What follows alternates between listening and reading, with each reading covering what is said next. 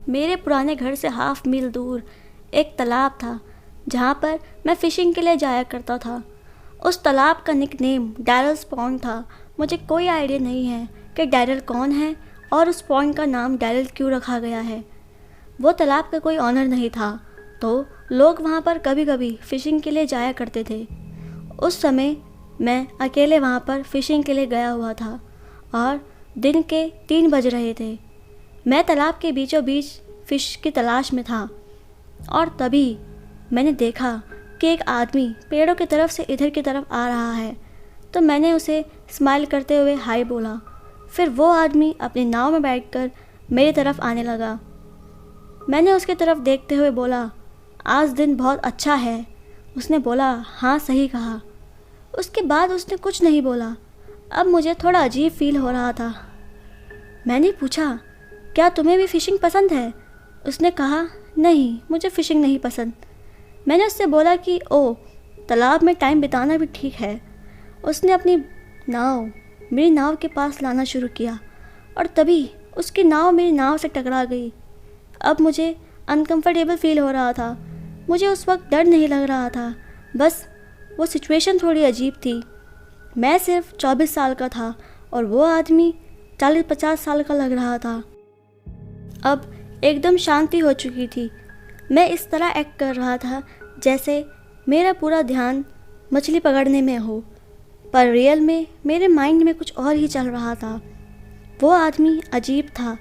मुझे नहीं पता था कि वो क्या चाहता है और मैं काफ़ी अनकंफर्टेबल था क्योंकि उसकी नाव मुझसे काफ़ी पास में ही थी। मुझे ऐसा लग रहा था जैसे वो मुझे ही घूर रहा हो। मैं उस आदमी के अपोजिट डायरेक्शन में होकर फ़िशिंग कर रहा था और फिर मैंने जल्दी से पीछे मुड़कर देखा और मैं सही था, वो आदमी मुझे ही घूर रहा था। तो मैंने भी उससे आई कांटेक्ट करने लगा और 4 सेकंड के बाद उसने अपनी नज़रें कहीं और घुमा ली। तो मैंने उससे पूछा कि तुम कहाँ रहते हो? उसने पेड़ों की तरफ इशारा करते हुए कहा कि मैं वहाँ रहता हूँ। मैंने बोला, ओह तुम सफोक के पास रहते हो? उसने बोला, नहीं मैं उधर नहीं रहता। तो तुम यहाँ किस लिए आए हो? मैंने उससे बोला। तो उसने मेरे को बोला कि क्यों, मैं नहीं आ सकता क्या? मुझे बार बार अजीब महसूस हो रहा था। उस आदमी के रिस्पॉन्सेस काफ़ी अजीब थे। ऐसा लग रहा था जैसे वो बातें करने में इंटरेस्टेड नहीं है। वो बस उधर बैठकर मुझे ही देखे जा रहा था और कुछ नहीं कर रहा था। उसके चेहरे पे एक अजीब सी स्माइल थी। उसे ऐसा देखते हुए मेरा दिल बहुत तेज़ी से धड़क रहा था क्योंकि मैं बहुत नर्वस फील कर रहा था। तो मैंने सोचा कि मुझे यहाँ से जाना चाहिए। मेरा यहाँ से जाना ही ठीक रहेगा क्योंकि उस तालाब के चारों तरफ पेड़ ही पेड़ थे और वहाँ कोई इंसान नहीं था। तो मैं धीरे से अपनी नाव को आगे बढ़ाने लगा। मुझे डर लगने लग गया था जब वो मुझे फॉलो कर रहा था और मैंने दबी आवाज़ में उससे बोला कि आज का दिन अच्छा रहा। और जैसे ही मैं किनारे के पास पहुंचा तो वो मुझे फॉलो करने लगा और मैंने जब उसको बोला कि अब मुझे यहाँ से जाना चाहिए तो उसने मुझे बोला कि मैं तुम्हें जाने नहीं दे सकता। उसके फेस पर पहले जैसे स्माइल नहीं थी और वो मुझे घूर रहा था और उसने अपनी गन निकाली। वो देखते ही मैं वहाँ से भागने लगा और भागते भागते सीधा अपने घर जाकर सारी विंडोज़ और डोर लॉक कर दिए। और फिर उसके बाद मैंने डाइनिंग रूम की विंडो की ब्लाइंड्स थोड़ी खुली रख दी ताकि मैं बाहर देख सकूं। और अब अंधेरा होने लगा था।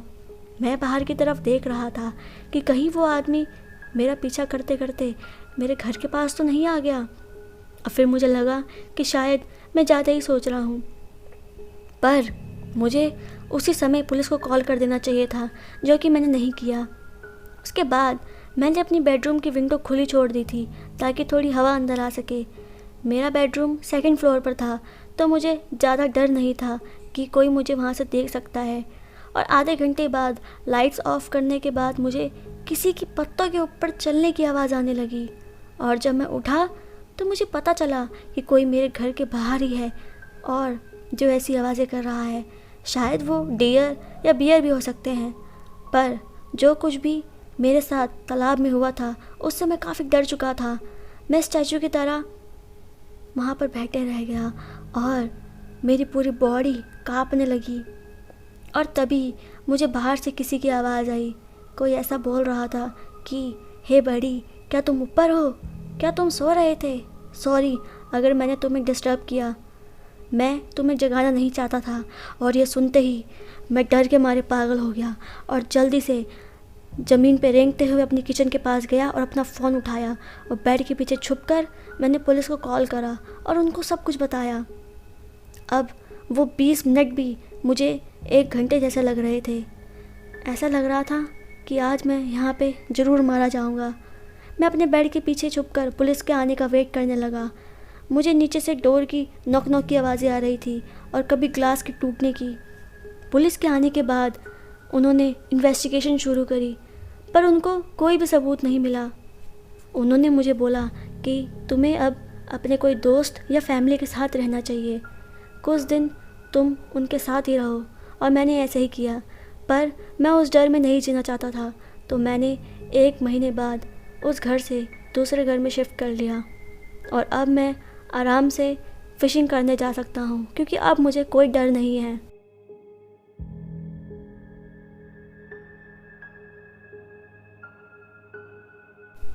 रात में घर में अकेले रहना मेरे लिए काफ़ी नॉर्मल था क्योंकि मेरे पापा की शिफ्ट्स कभी रात में तो कभी दिन में होया करती थी, तो मैं रात में ज़्यादातर मूवीज़ देखते रहता था। उस दिन मैं रात में अकेले था और मूवी देख रहा था। टीवी ऑफ़ करने के बाद मैं सीधा सोने के लिए गया और आधे घंटे तक मुझे बहुत अच्छी नींद आई। पर आधे घंटे बाद मुझे मेरे अलमीरा से टॉयज़ के गिरने की आवाज़ आई। वो सुनकर मैं डर गया और जब मैंने देखा तो मुझे महसूस हुआ कि कोई अलमीरा के अंदर है जो बाहर आने की कोशिश कर रहा है। और तभी अचानक अलमीरा का गेट खुला और कोई बाहर आया। वो देखते ही मैं डर गया और कंबल के अंदर घुस गया। 2 मिनट तक एकदम शांति थी, तो मैंने धीरे से अपना कंबल नीचे किया और अपना सर बाहर की तरफ गया तो मेरे सामने एक भूत खड़ा था। वो देखते ही मैं डर गया क्योंकि मैं बहुत छोटा बच्चा था और मैं डर के मारे दीवार की तरफ मुंह करके बैठ गया और उस भूत ने विंडो की तरफ देखा और सीधा बाहर चले गया। मैं 1 घंटे तक ऐसे ही रहा। उसके बाद जब मैं मेन गेट के पास गया तो मैंने देखा कि गेट खुला हुआ है। उस रात को मुझे 1 मिनट भी नींद नहीं आई। तो गाइस, आज की हमारी ये स्टोरी यहीं पर ख़त्म होती है। आपको अगर वीडियो अच्छी लगी तो वीडियो को लाइक और शेयर ज़रूर करना, और अगर आप मेरे चैनल पर न्यू हैं तो चैनल को सब्सक्राइब करना बिल्कुल मत भूलना। और a big shout out to Shau stories. Thank you.